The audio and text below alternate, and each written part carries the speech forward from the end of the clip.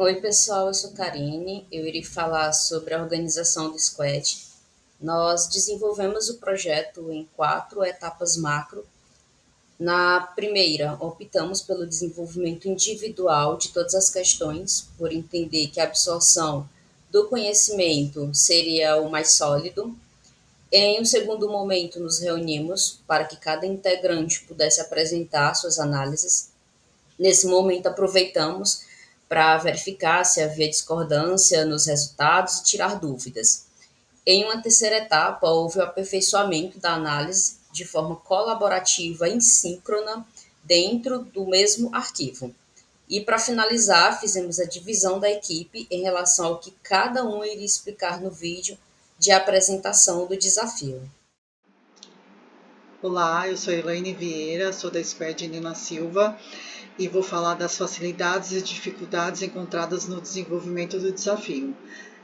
A facilidade seria o comprometimento da Squad e as dificuldades seria conciliar a agenda de cada uma e o prazo de entrega foi muito curto. Então, quando estávamos fazendo o trabalho, o desafio individual, foi liberado o desafio em grupo, então nós achamos um prazo muito curto para entrega. É isso. Bom, pessoal, meu nome é Sara e eu vou estar apresentando o challenge do Squad Nina Silva. Primeiramente, nós importamos as bibliotecas base e para visualização de dados e fizemos a leitura dos dados. Nomeamos o nosso data frame de dados underline alunos. Passando pelos tópicos propostos no desafio, o primeiro era para ler a base de dados e fazer uma análise inicial. Verificar o tamanho da base e o tipo das variáveis. Então, com a função .info, nós analisamos as informações detalhadas sobre o data frame. Então, com essa função, nós identificamos que o data frame possui 1.000 linhas, indicando a participação de 1.000 alunos no estudo, e 8 colunas.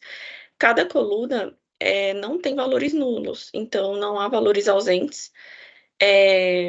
Temos colunas do tipo object e do tipo que são qualitativas e do tipo int64 que são quantitativas. E a memória total, o uso total mostrado é de 62,6 KB. Também utilizamos o describe para analisar descritivamente as variáveis qualitativas, que são as categóricas. Então, aqui são a quantidade de linhas, né, que tem em cada coluna, são 1.000, indicando que não tem valores faltantes, e dos 1.000 alunos, nós identificamos que 52% da amostra é feminina, 32% pertence à etnia do grupo C, 22,6% tem pais com ensino superior e completo, 64,5% consomem o almoço padrão e 64,2% não fizeram curso preparatório. Também fizemos a mesma análise, mas com as variáveis quantitativas, as numéricas.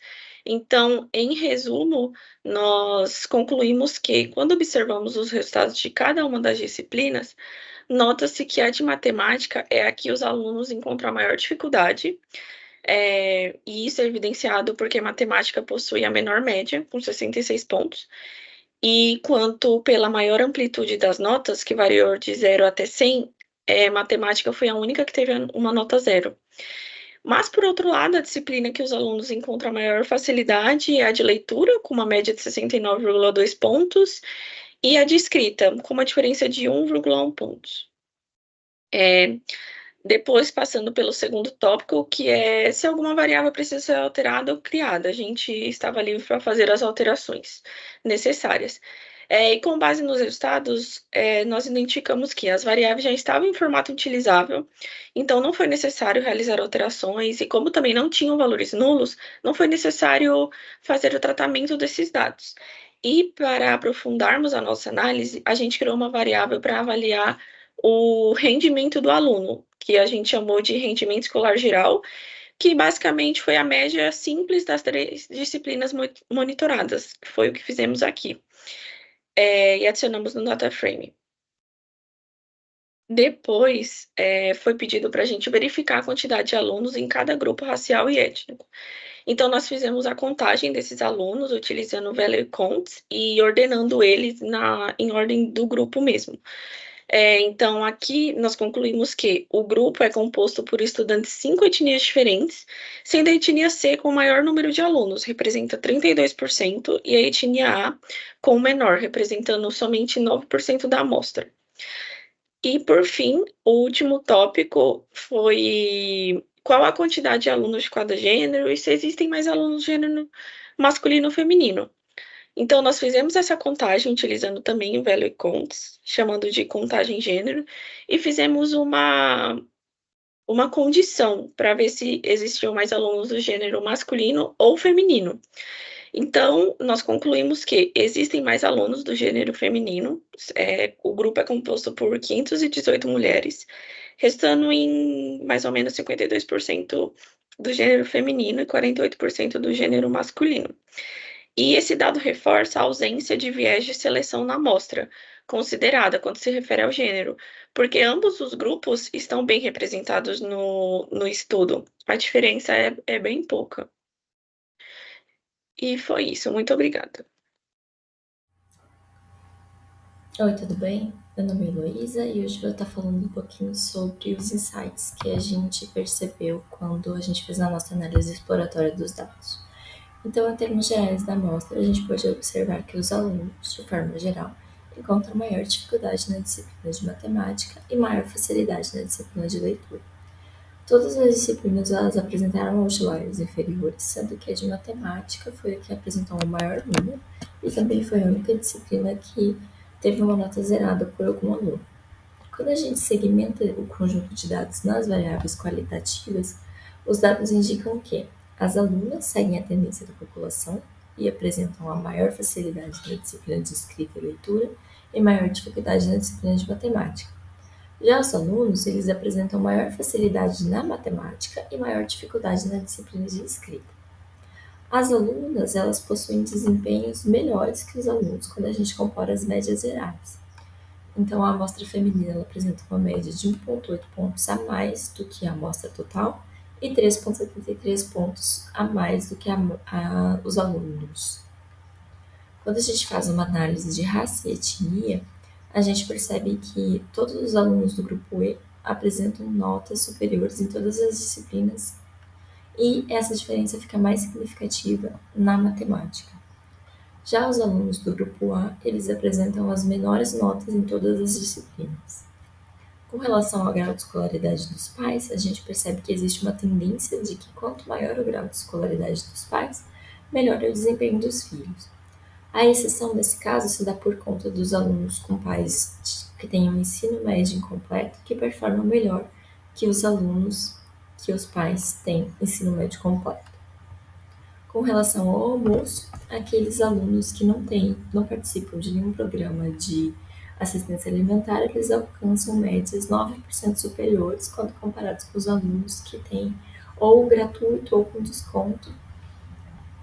E essa diferença é mais significativa na disciplina de matemática, sendo a média dos alunos com alimentação tradicional 11% superior quando comparado com as médias dos alunos com alimentação diferenciada. Com relação aos cursos preparatórios, os alunos que realizam cursos preparatórios apresentam maiores notas em todas as disciplinas analisadas, tendo esse grupo, em média, 12% superior do que os que não participam. A diferença mais significativa ela é percebida na disciplina de escrita, sendo que os alunos que participam desse curso preparatório têm médias 11,8% maiores do que os que não participam, e a que menos é influenciada é a de matemática, que apesar de apresentar um aumento de 8,77, é a que apresenta menor diferença. Todas as notas apresentaram fortes correlações positivas entre si, ou seja, o aumento de uma nota implica no aumento da outra, e a maior correlação que foi apresentada foi entre as disciplinas de escrita e de leitura. Quando a gente segmenta o nosso conjunto de dados nos top 100 alunos, ou seja, aqueles que performaram melhor, a gente percebe que esse grupo é majoritariamente composto por mulheres, com uma participação feminina de 66%, no contraste com a amostra total, que foi de 52% de alunos. Ao contrário da amostra total, que possui maior quantidade de alunos com a raça do grupo C, o top 100 possui mais representantes do grupo E. E com relação ao grau de escolaridade dos pais, os alunos do grupo de 100 melhores apresentam maior predominância de pais com algum diploma de ensino superior. E desses alunos, 57% realizaram algum curso preparatório, que quando a gente contrasta com a amostra total, que é apenas 35,8%, por cento dos alunos tiveram tal comportamento. Então, a gente vê um aumento significativo nessa parcela. Agora, minha colega Elaine vai detalhar alguma dessas análises para vocês e fica aí o convite para explorar mais o nosso colega e ver como a gente chegou nessas conclusões.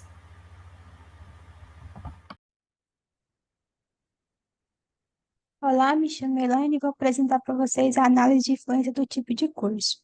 Neste trecho foi feito o cálculo das médias das notas de matemática, leitura e escrita, agrupadas pelo tipo de curso preparatório, completa de none. Utilizamos o método Group By e, em seguida, resetando o índice do data frame resultante. Como podemos observar, há uma média maior de cursos completados em relação aos cursos não realizados.